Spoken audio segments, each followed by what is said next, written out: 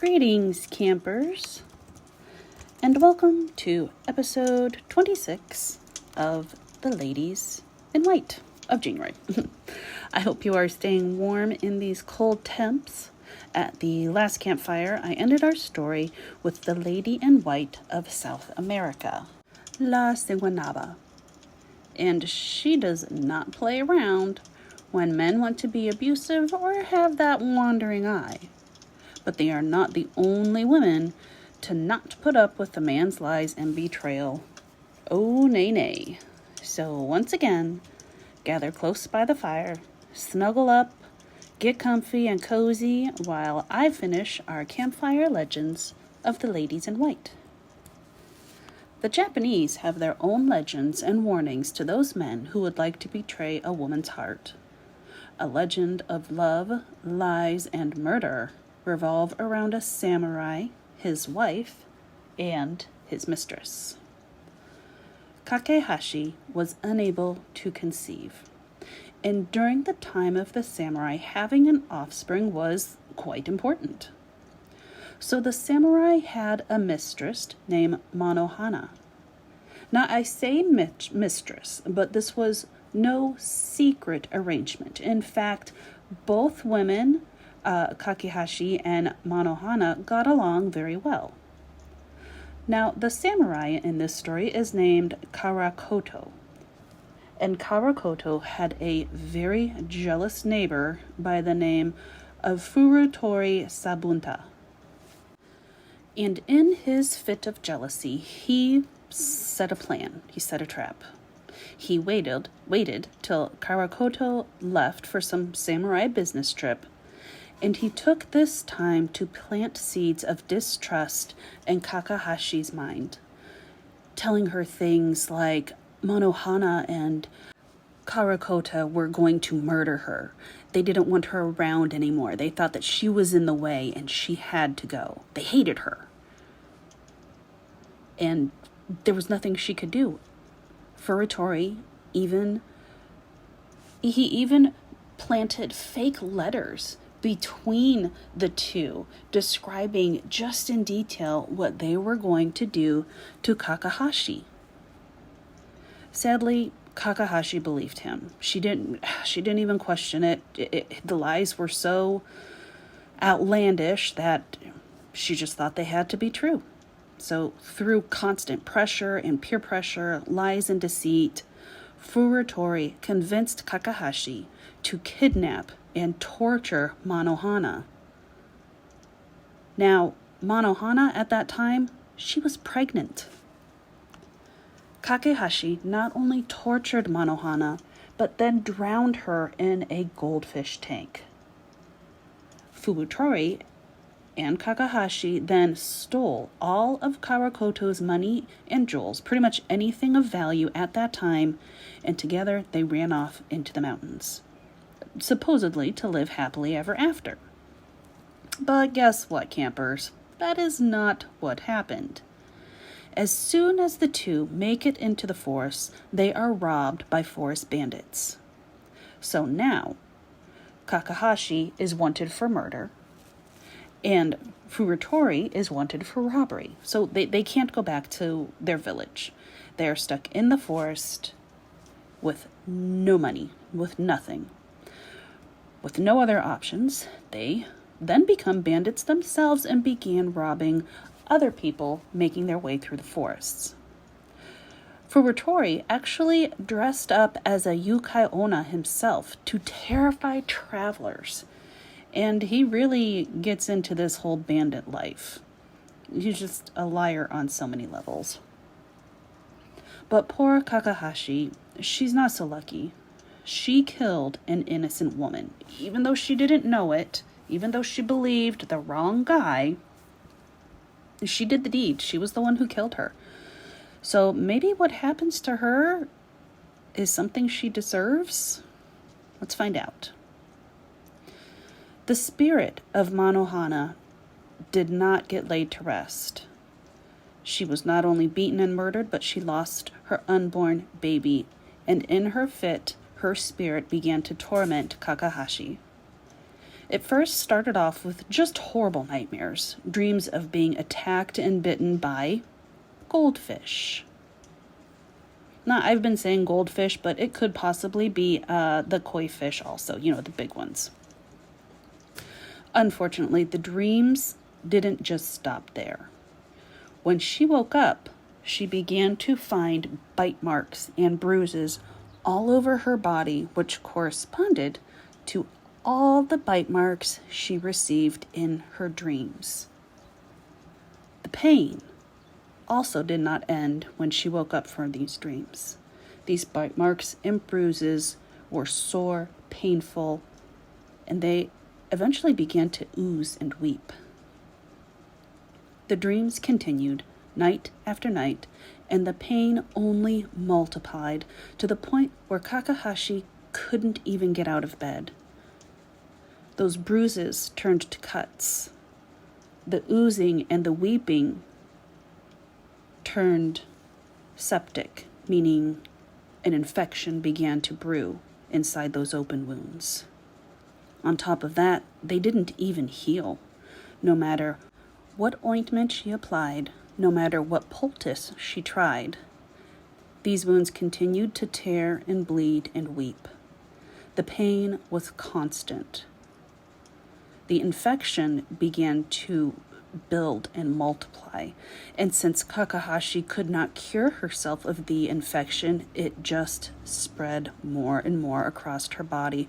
Sores began to appear all over. She begins having trouble eating because the infection caused swelling, not just where the wound was, but also in her mouth and in her throat. She can't eat. She can barely drink. The sores become so bad that her skin begins to slough off. She is essentially rotting at this point. And even through all of that, the nightmares continue. And Kakahashi knows. She knows what these dreams are from. She knows who sent these goldfish, this nightmarish goldfish after her. She knows why she continues to bleed and suffer. It is Manohana. Kakahashi didn't just torture and murder Manohana. She also killed Manohana's baby. She had kicked Manohana so hard in the stomach that the baby died inside her stomach. But Manohana would not let Kakahashi die. That would be too easy. So by this time, Kakahashi is going mad with pain, mad with constant torture and continuous nightmares night after night. On top of that, knowing it was her fault. So while she laid there suffering in agony, Furutori, he's living the high life as a very successful bandit could live.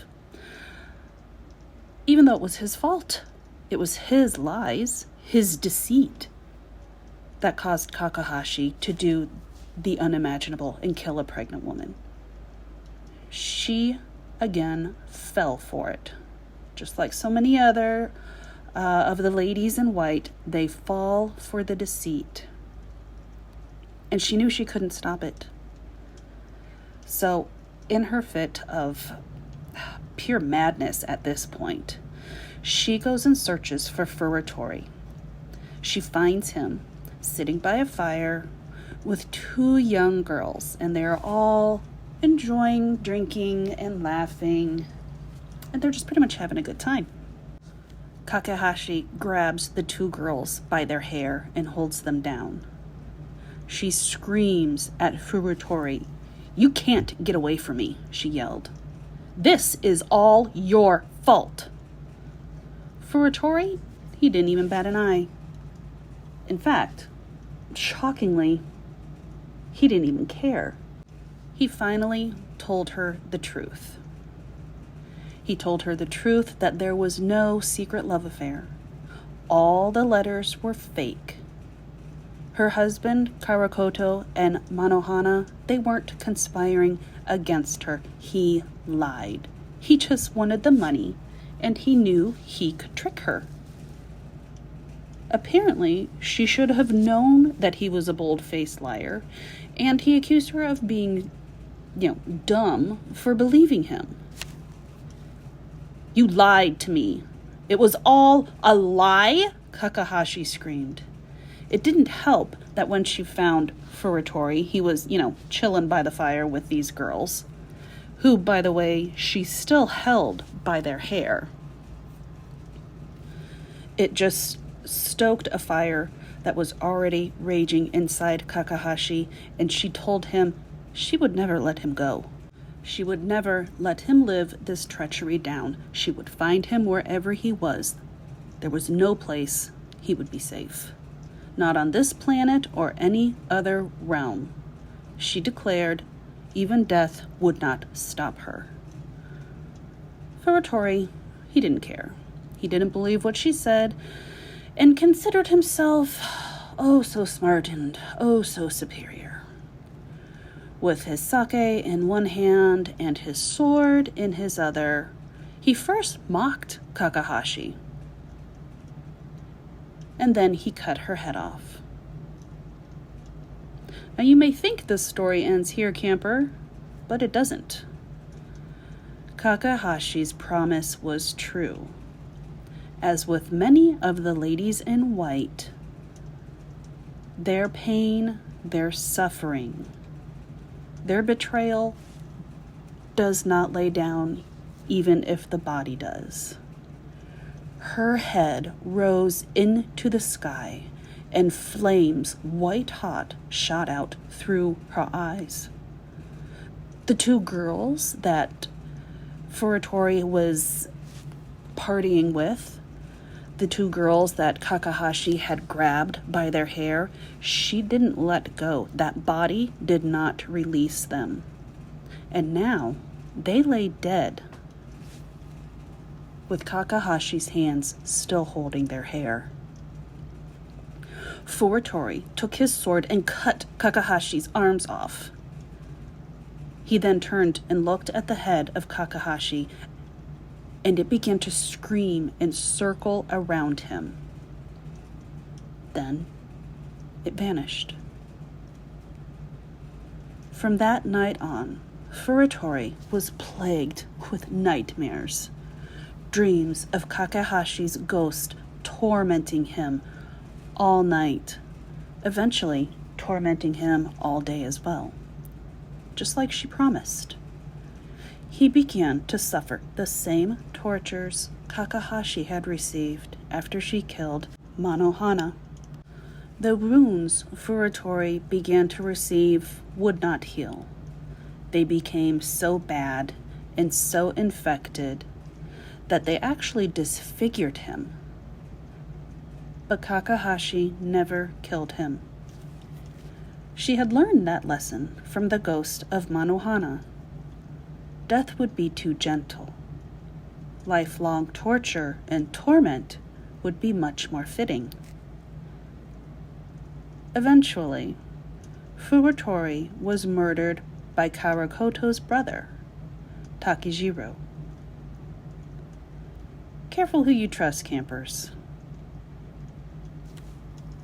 Now, this story doesn't include the lady wearing white. Kakahashi isn't described as wearing a white gown or any dress in her afterlife. But we do see the similarities there. The deceit, the betrayal, the trust that was broken.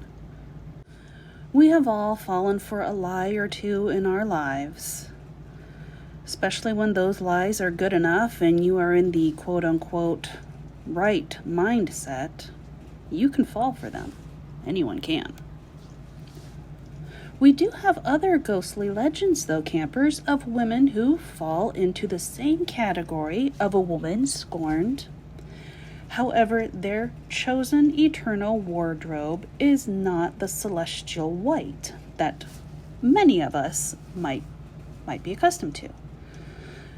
These are colors of red, blue, and gray. Now, colors can represent a number of things. However, their meaning does have slight differences, culture to culture and timeline to timeline. La Llorona's origins dated back to the Aztec people, or the people that we now call Aztec. But in fact, the people of that time referred to their land as Aztlan, or white land.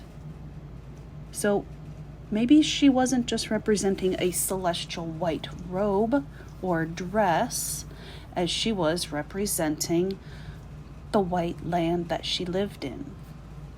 In our modern Western time, white does symbolize purity and peace. However, in China and both North and South Korea, white is a symbol of death and bad juju. So, for the people in China and of South Korea, they might wear white to funerals. In Canada, we don't just have a lady in white legend, but we do have also ladies in blue and red. However, the one lady in white that we do have, I should say, is of a fiancé who was staying at the Montmorency Falls of Quebec. Sadly, she received news of her fiancé's untimely death during the Battle of Beauport. In her deepest and darkest time, she put on her wedding dress, the dress her soon-to-be would sadly never see, and she threw herself over the Montmorency Falls. Her body was never recovered, and it seems like her soul never found rest, as people still today witness a lady dressed in white walking forlornly through mists near the falls. As for the ladies in blue, well, first of all, the color blue can represent loyalty as well as calmness. That's why you see a number of hospital staff wearing blue. Now that is before all the cartoon scrubs became popular. But it was and still is believed that blue is a non-confrontational, calming color. However, in other areas of the globe, blue can also represent sadness and depression.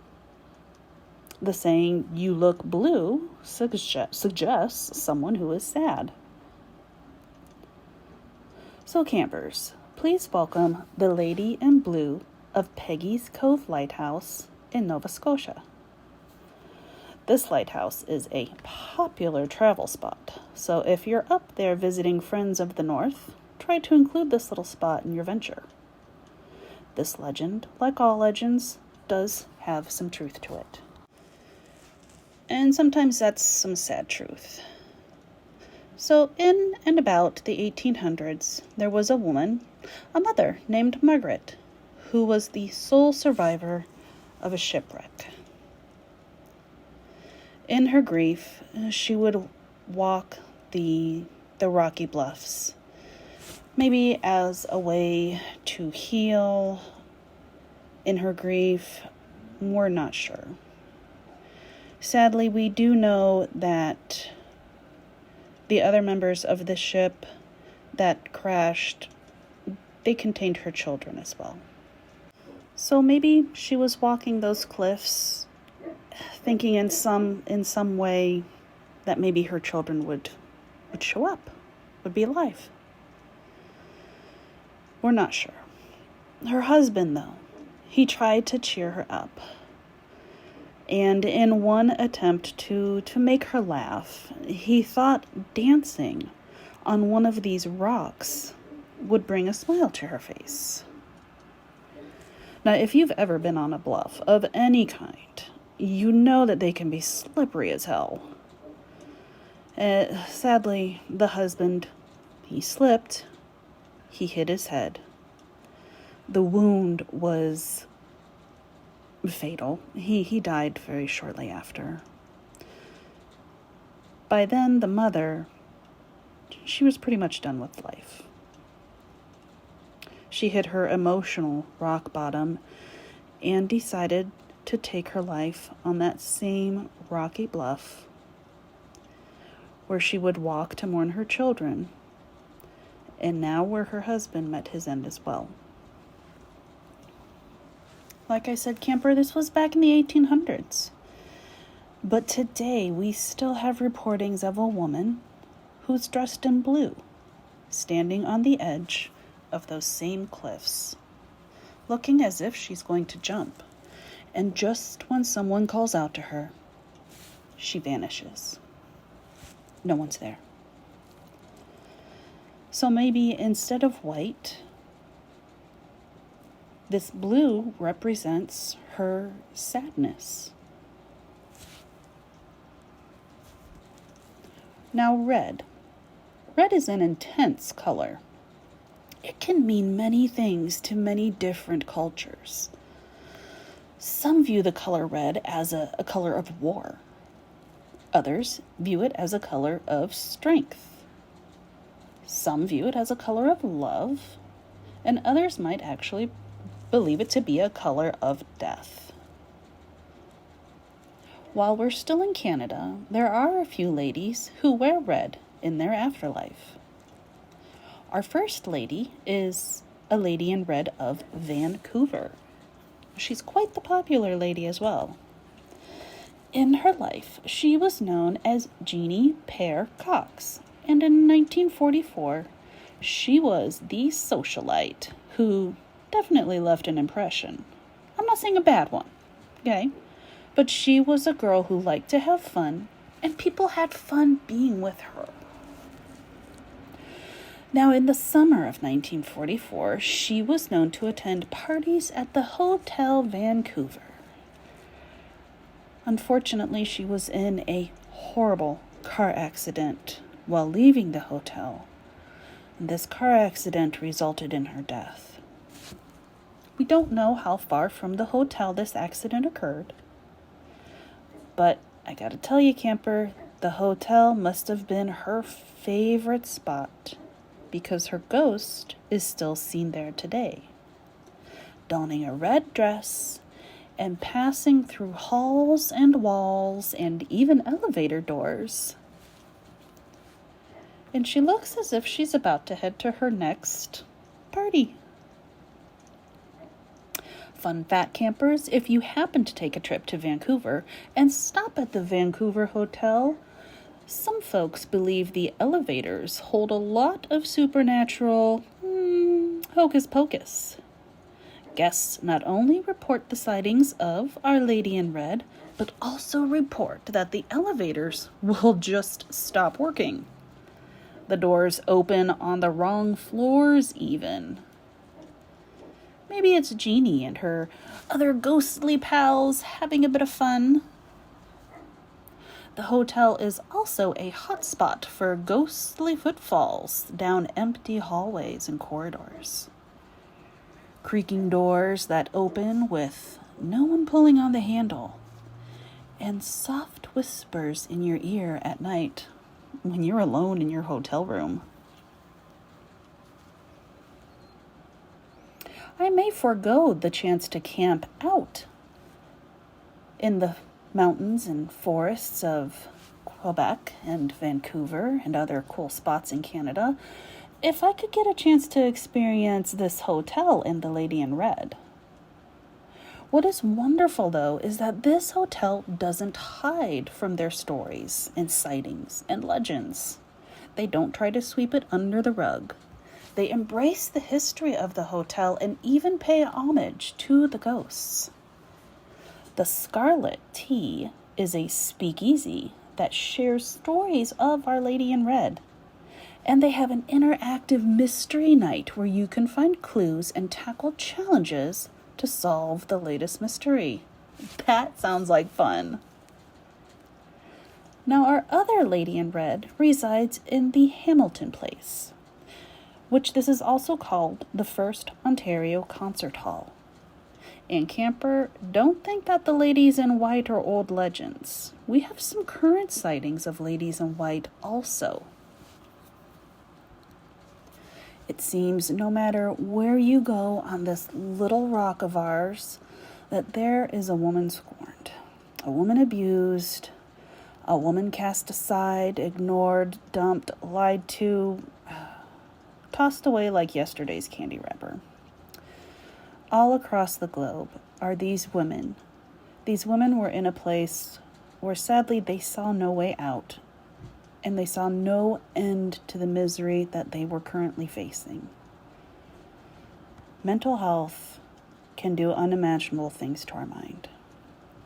For some of these people, the only thing they can see to do is to end it. And from the ladies in white, their ghosts that we still see, I think is a sign that their pain did not end. Not when their physical body did. Emotional pain, mental pain, sometimes that shit stays with you. It lingers beyond the physical. So to those women who carry their grief beyond the veil, I light a candle for you. You may feel that you are alone in your misery, but you're clearly not. You're not alone.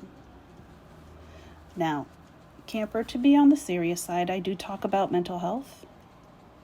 And this is definitely something that I want to encourage anybody, male or female. If you are struggling, if you feel like there's no way out, that there's no hope, please seek some medical attention.